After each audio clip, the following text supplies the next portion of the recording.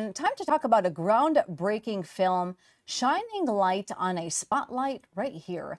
Iraqi American life, right here in Metro Detroit. The movie is called Pomegranate, and it is the first Iraqi American narrative feature that explores the tensions shared between humanity with Muslims and Iraqi Christians during the 2016 election. Now, today, we're joined by the filmmaker, Weam Namou, to talk about the story, the mission, and the impact. First of all, Weam, congratulations, because this film has certainly earned more than 40 international film awards. That's incredible. More than 50 now. Wow. It keeps Saved by adding the up. minute.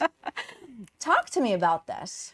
Well, it's funny because it took a while to make. It's an independent film, and I had an incredible team that helped make it happen.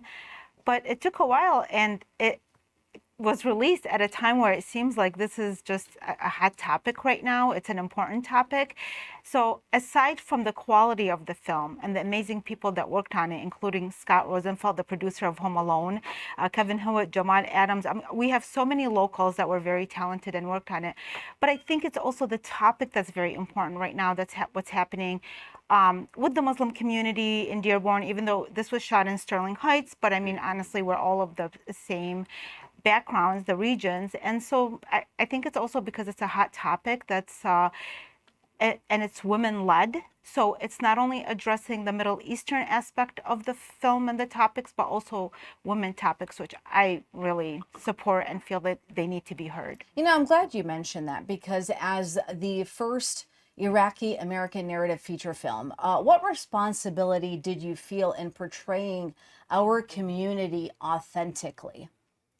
I've been feeling this responsibility ever since I wrote my first book. In the 1990s, I was at Heathrow Airport in a transit in an airport, and I found all these books that were written by Western authors about Middle Eastern women, and it was all surrounded about abuse, about them being not only veiled, but also being either running away from a husband or a brother or something of abuse. And I thought, we're not all in that category. We have other issues to deal with. And I came home during that time. I had already started writing, but I decided that I was going to write authentic, true life stories of that region, because I feel like at that time they were hardly there. And still today, they're very underrepresented.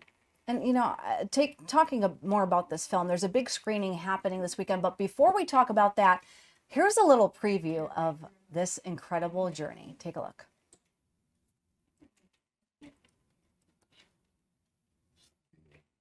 Now we're taking a look at this is called Pomegranate. So obviously a lot of representation here. What would you say is the biggest part of the film that you think resonates most with viewers and most within the Chaldean community or the Muslim community? Well, I think what really sticks out is that I bring in the dialogue topics that people shy away from.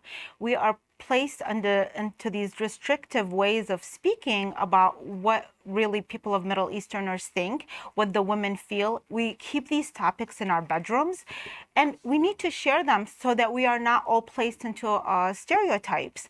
And what I love about this movie, and this happened with God's grace, it wasn't planned, but the Muslim family is played by Muslims, and the Chaldean family is played by real Chaldeans. And that all happened with God's grace. And I think it just showcases, they all felt like it resonated with them. And that's proof that we all feel like we're not heard.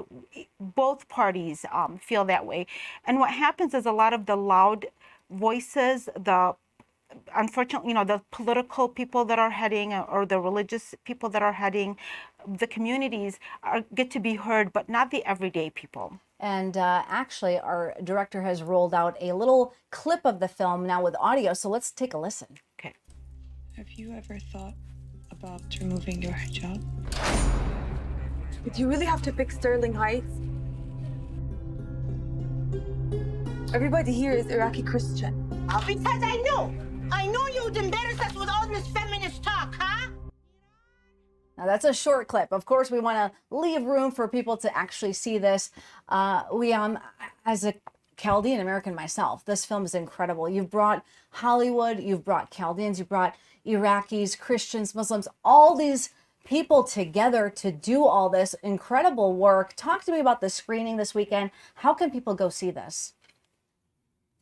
Well, the screening is, so we had the premiere in LA earlier in the year when the film was released, which is, although it's available in 25 countries and different platforms, it's streaming in different platforms. But what's so special about this Sunday is we are having a screening at Emagine Theater. And that happened because so many of the locals said, hey, we want to see this in a theater setting.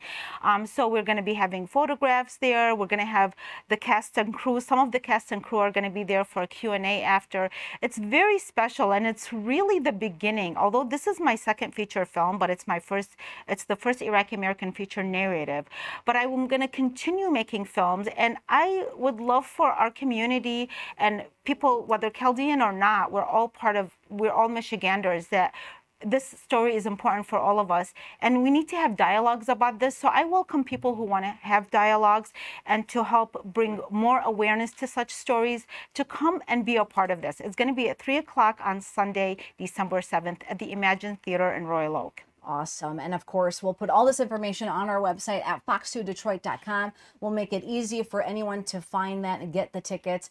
Good to have you on the show. Congratulations on all your books, your movies, and I can't wait to see what else you do. Thank you so much, Ronia. And by the way, there's a lot of humor in this film, so it's not as serious as it looks in the trailer. Absolutely. I can't wait. I'm telling you. I've heard some really good things about this. Thank you. Incredible. Good job. Thank you.